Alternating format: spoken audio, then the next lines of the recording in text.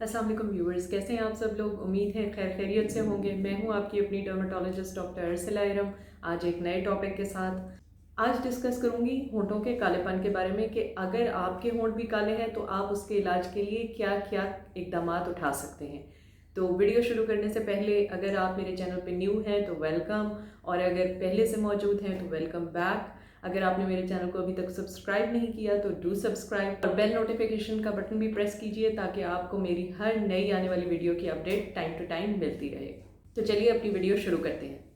अच्छा, सबसे पहले मैं ये बताना चाहूँगी कि होंठों के कालेपन की वजूहात क्या क्या होती हैं। जब तक आपको वजह नहीं मालूम होगी तो तब तक आपको उसको ट्रीट करना ज़रा मुश्किल हो जाएगा। तो सबसे पहली और इम्पॉर्टेंट कॉज जो होती है वो है सन एक्सपोजर। जी हाँ, अगर आप बहुत ज़्यादा बाहर सूरज में फिरते हैं, इवन घर में भी रहते हुए सूरज की शुआओं से बचने के लिए सनस्क्रीन इस्तेमाल नहीं करते, तो आपके चेहरे के साथ साथ आपके होंठ भी कालेपन का शिकार हो सकते हैं।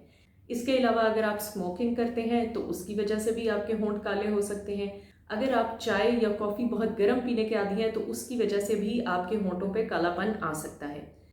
इसके अलावा अगर आप सब स्टैंडर्ड लिपस्टिक इस्तेमाल करते हैं, लोकल मार्केट से खरीदी हुई लिपस्टिक्स या लिक्विड मैट लिपस्टिक्स जो ज़्यादा देर तक आपके होंठों पे स्टे करती हैं, वो इस्तेमाल करते हैं तो उनकी वजह से भी चांसेस होते हैं कि आपके होंठों पे कालापन आ जाए।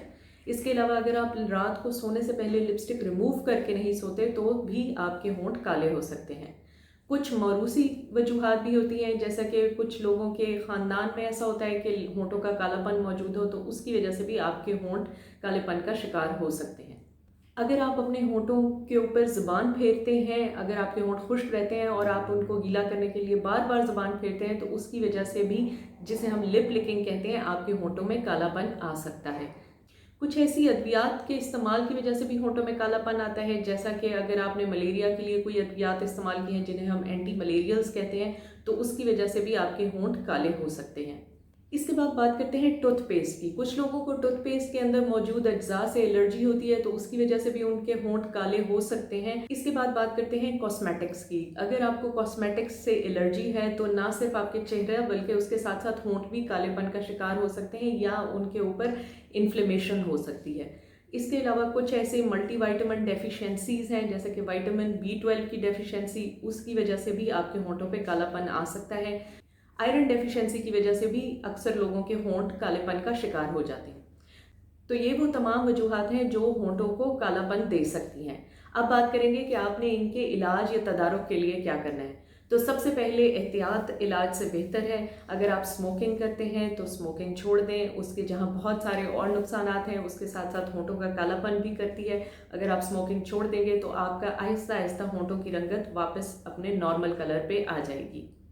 इसके अलावा अगर आप सब स्टैंडर्ड लिपस्टिक्स इस्तेमाल करते हैं तो वो भी छोड़ दें। हमेशा अच्छी क्वालिटी का मेकअप इस्तेमाल करें और लिक्विड मैट लिपस्टिक्स को अवॉइड करें।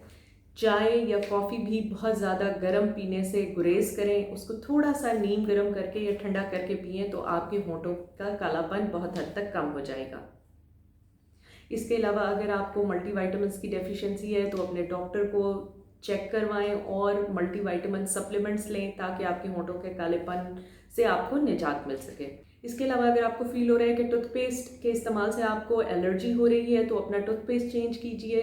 इसके अलावा लिपस्टिक्स लाजमी रात को उतार के सोइए। जिस तरह आप बाकी मेकअप रिमूव करके सोते हैं उसी तरह लिपस्टिक्स भी रात को सोने से पहले उतार के सोइए। और अगर आपको बार बार अपनी ज़ुबान फेरने की आदत है होंठों पे तो प्लीज़ इसको भी कम कीजिए। बार बार आपकी थूक लगने से भी होंठों में कालापन आ जाता है। तो ये वो तमाम एहतियाती तदाबीर हैं जो कि आप आराम से इजीली घर में कर सकते हैं और अपने होंठों के कालेपन को काफ़ी हद तक कम कर सकते हैं। अब बात करूंगी कि आपने इसके इलाज के लिए क्या करना है। तो सबसे पहला जो ज़रूरी इलाज है वो है सनस्क्रीन।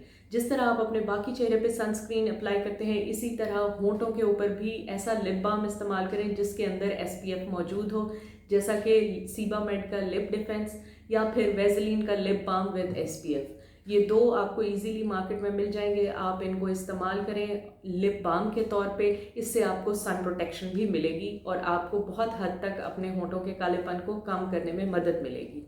इसके बाद बारी आ जाती है उन प्रोसीजर्स की जो कि आप किसी मुस्तनद डर्मेटोलॉजिस्ट से करवा सकते हैं, जैसा कि पील्स, जिसमें मेंडालिक एसिड पील या ग्लाइकोलिक एसिड पील आ जाते हैं, वो आपके डॉक्टर देख के डिसाइड करेंगे आपके होंठों के कालेपन के ऊपर के कौन सा पील मुनासिब रहेगा।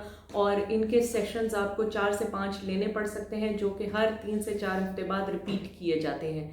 इसके अलावा कुछ लेज़र्स हैं जैसे Q switch anti egg laser, जो कि होंठों के कालेपन को दूर करने के लिए इस्तेमाल होती हैं।